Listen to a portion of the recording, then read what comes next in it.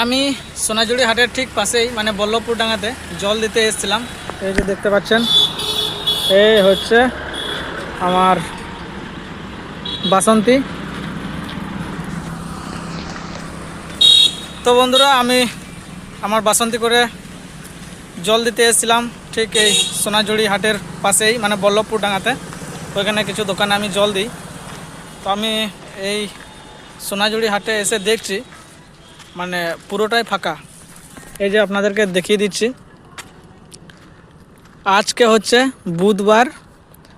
তো বন্ধুরা, আপনারা যদি কোনো দিন এই সোনাঝুরি হাটে আসেন, এই সোনাঝুরি হাটে আপনারা যদি আসেন তাহলে বলে দিই শনিবার কিংবা রবিবার আপনারা আসবেন।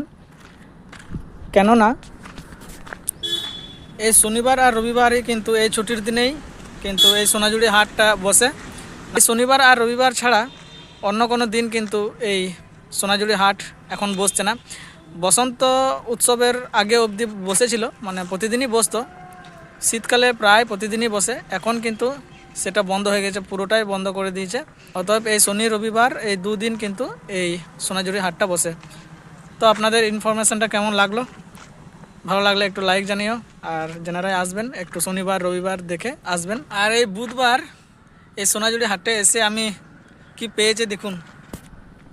এই দেখুন, এই হচ্ছে কানের দুল। এই কানের দুল আমি পেয়েছি, তবে এটার কোনো জোর নেই। দেখুন, আমি একটাই কানের দুল পেয়েছি। কত সুন্দর দেখুন, দারুণ। এটা হচ্ছে শান্তিনিকেতনের কানের দুল, মানে শান্তিনিকেতনের শিল্পীরা বানিয়েছে নিজের হাতে। কি দিয়ে বানিয়েছে? এটা সুতো, এটা উল সুতো দেখুন, আর এটা ঝিনুক। এদিকে মানে কাউড়িও বলে। এই দেখুন, পুরো সোনাঝুরি হাট কিন্তু একদম নিস্তব্ধ, ফাঁকা।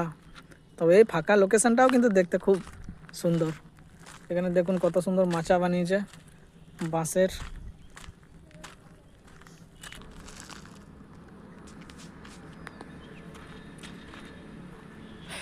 ये सोनाझुरी हाट किन्तु अपने आप ही बहुत सुंदर है।